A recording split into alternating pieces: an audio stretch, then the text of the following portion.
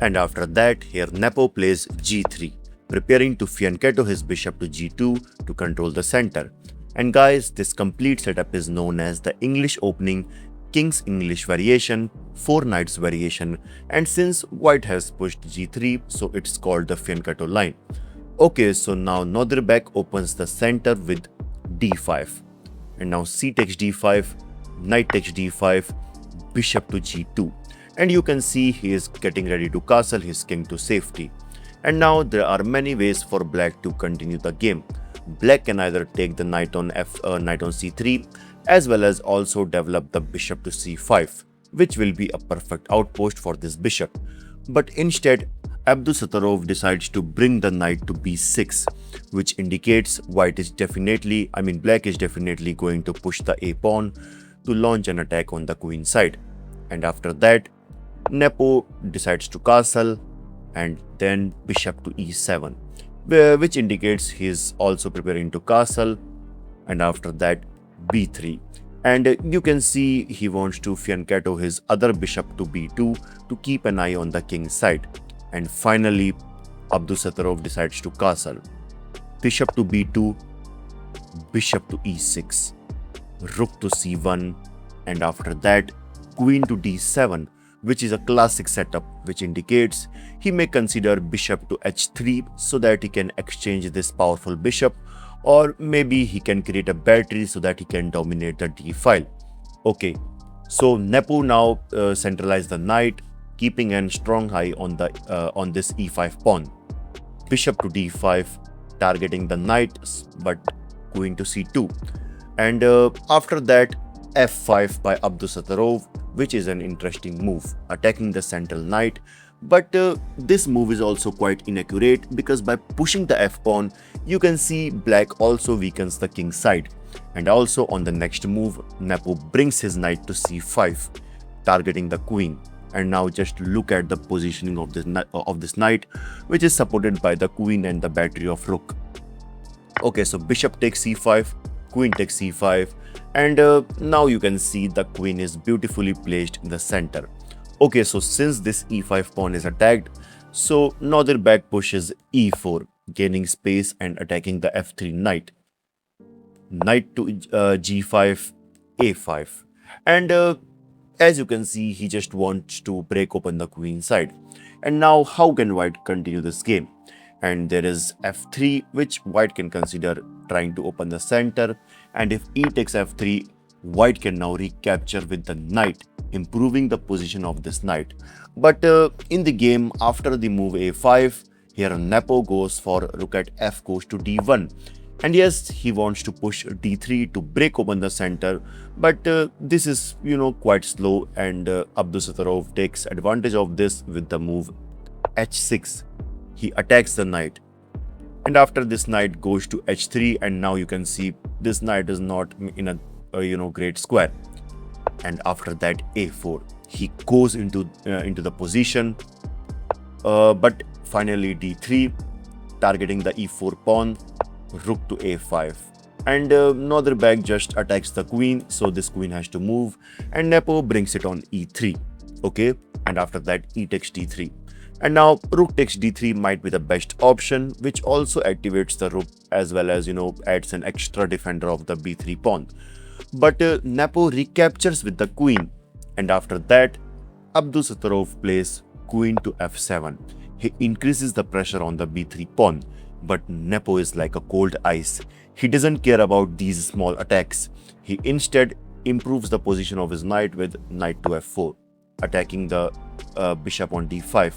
And now if let's suppose black decides to capture on b3, this is not going to work, because first of all, white is going to capture this bishop on d5, knight takes d5, bishop takes d5, rook takes d5, queen takes d5, queen takes d5, rook takes d5, and in the end you can see white will be a PG down.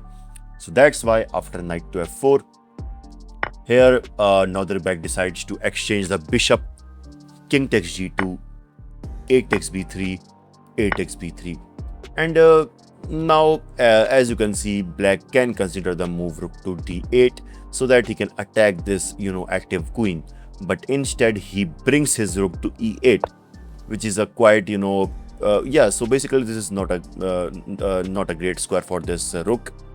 And now h4, and basically Nepo just pushes the king side pawns, king to h7, h5, and you can see Nepo clamps down on the g6 square. Okay, so rook to g4, rook to e4, preparing for rook to b4 so that he can target the pawn on b3. But white can tackle this with the move bishop to c3, covering the b4 square as well as targeting the rook.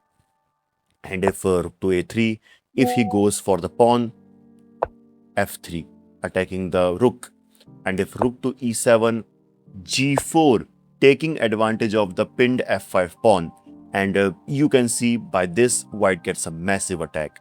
But in the game after rook to e4, yeah, so here Nepo plays rook to a1, asking for rook exchange. And now black must consider the move knight to b4, getting completely into the king's side. So getting into the queen side as well as attacking the queen. But instead he goes for rook but instead he decides to exchange the rooks. And now the question is, how will you recapture this rook? Either with the rook or with the bishop. And guys, here the best move is to recapture with the bishop, because if black now goes to rook to b4, white can defend this with queen to c2. And now you can see, even by moving the queen, white now has a rook on the d file, which is doing a great job covering the important d file, which was not possible if white recaptured this with the rook. And now you can see how these small details makes an important impact in the game. But in the actual game, after rook takes a1, yeah, let me go back. Here Nepo recaptures with the rook, which is a mistake, and why that I already told you. And now black is so basically now black has an option to play rook to b4, which increases the pressure on b3, but instead he goes for rook to e8. Maybe he wants to play rook to d8, who knows. Okay, so rook to d1, Nepo takes the d file, king to g8, king to g1, and you can see both kings are backing off so that they can get away from any checks. Knight to c8. He wants to reroute this knight to d6 so that he can block the d file, but Nepo goes for b4. He's also trying to create some queenside action, threatening the move b5. So that's why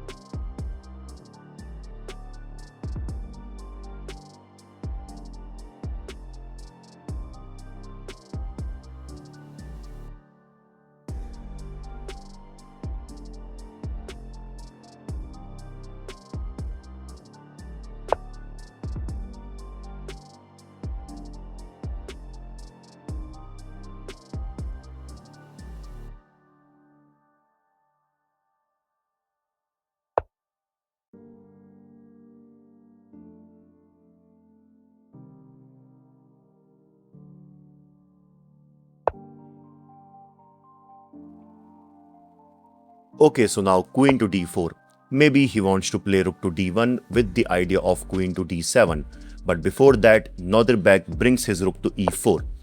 And as you can see, Nodirbek attacks the queen, and now white can consider queen to c5, which also defends the b4 pawn. But guys, here Nepo goes for queen to d3. He gives up the pawn on h4, and now let's see what will happen if black captured the pawn. I mean, if rook takes b4, now queen to d8 check. And guys, let me know in the comments why king to h7 is not possible. Okay, so for now, defending with the queen is the only best option. So guys, defending with the queen is also the best option. And let me know in the comment that why king to h7 is not. Okay, so after queen to c7, and just look at this position. White is threatening massive ideas like knight to d5 or rook to d1 with the idea of rook to d7. And by all of this, you can see black will be under massive, immense pressure. Okay, so in the actual game, he played after queen to d3, which is king to h7. And now white can consider the move b4, taking advantage of the pinned c6 pawn. But instead, Nepo brings his rook to c5. And the idea is to push f3 so that he can attack this rook. And after the rook moves, just rook takes f5. So after realizing all of this, here Nodirbek brings his knight to e7, defending the f5 pawn, filling the intention of Nepo. And guys, now white can continue this game with the move rook to a5, so that he can infiltrate with the idea of going to d8 and then going to h8. And as you can see, this g6 square is already covered by the pawn and the knight. But after knight to e7, here Nepo plays queen to d7, which is a mistake because this allows Nodirbek to bring his queen to b3.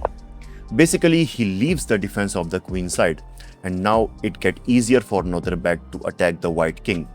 And as you can see, now queen to b1 check is coming, but guys, there is something which Nepo is prepared for. I mean, in this position, he sacrificed the rook with rook takes f5.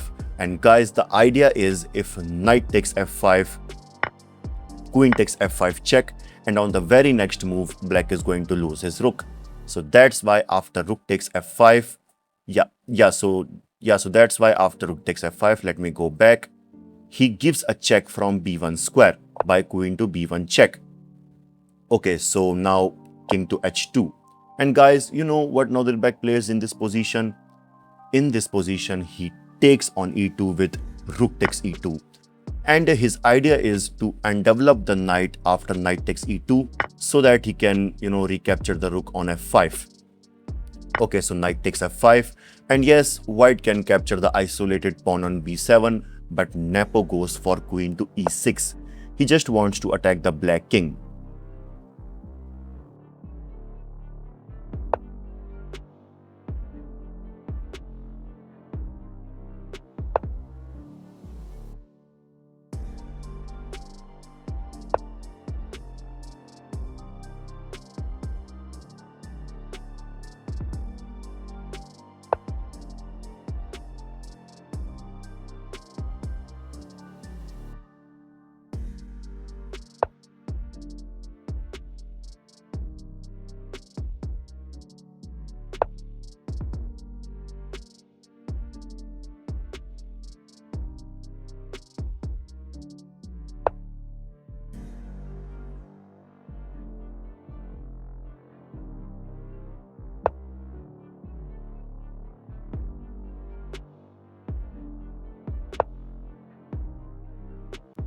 Knight to f4, and you can see now Nepo is threatening mate in 3.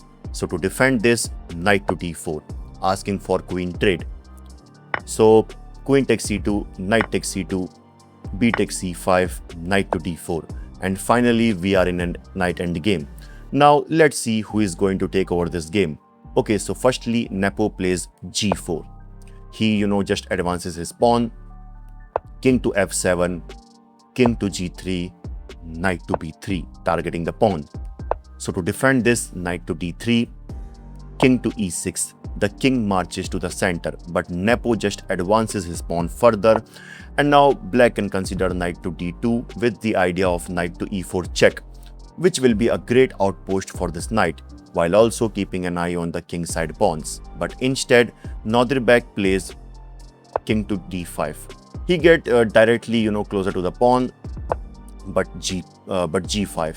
And since Nepo pawns are advancing, black can consider the move king to e6, because obviously g takes h6 is not possible. So because after takes, as you can see, now white pawns are isolated, which automatically makes this position a dead draw. But in the game, after the move g5, here Nepo takes on g5, which is a mistake because as you can see, as you can see, black king and knight both are very far away from the king side, so black cannot take advantage of this. but Nepo, first of all, he takes on g5, and you can see white pawns are just amazing. So after realizing this, Nodirbek brings his king to e6. He wants to get closer to the pawns, but Nepo stops him with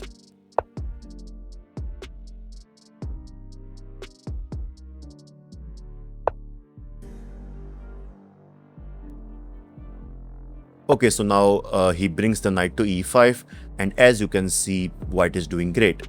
He brings his knight closer to the pawns.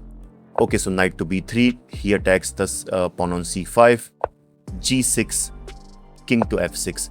And you can see white pawns are just amazing. And let me know in the comments that why Abdusattorov doesn't go for knight takes c5.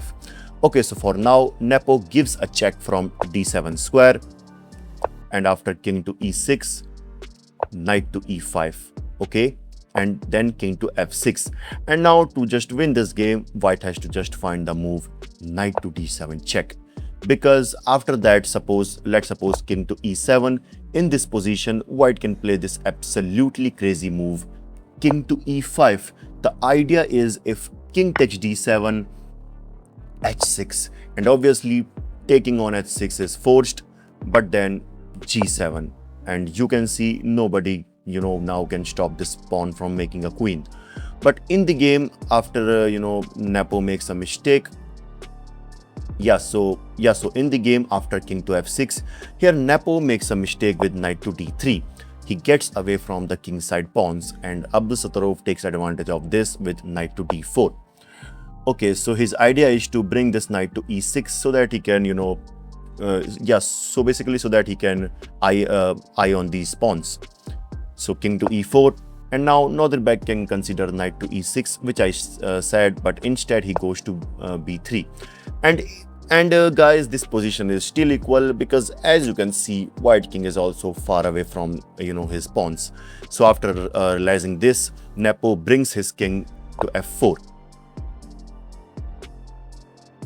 but knight to d4, preparing for the check. So that's why he gets closer to the pawns, but knight to f5, knight to f2, knight to e3 check, king to f4, knight to d5 check, king to e4, knight to c7.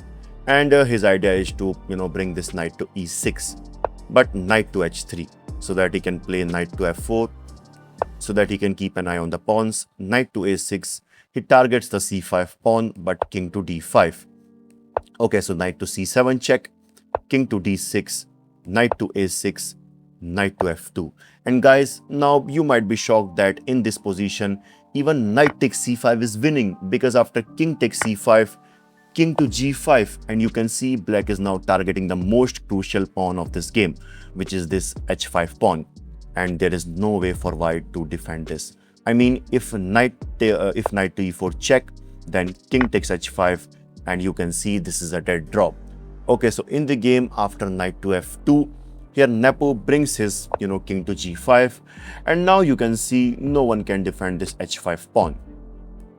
Okay, so king to e6, but knight takes c5 check, king to f7, king takes h5, king takes g7, b5, king to f7, and in this position, Nodirbek plays a savage move. He, sacked the knight on e6, and his idea is to deflect the king so that he can capture the g6 pawn. Okay, so knight to d3, knight to h6, king to f6, knight to f8. He's just attacking the pawn, but g7, knight to h7, king to f7, and even you can see Nepo is just one step away from the promotion, but still this position is a dead drop because of the multiple checks which black is going to give. First of all, from the g5 square, king to f6, knight to e4 check, king to f7, knight to g5 check, king to f6, and guys, the players in this position agreed to a draw. And what a game, guys. I mean, here Nepo created such a powerful passed pawns in the end game, but somehow Nodirbek neutralized all of them. I mean, just imagine this level, an absolutely brilliant endgame by both players. Like this video, and I will see you in the next one. This is your host Bison signing off. Bye bye.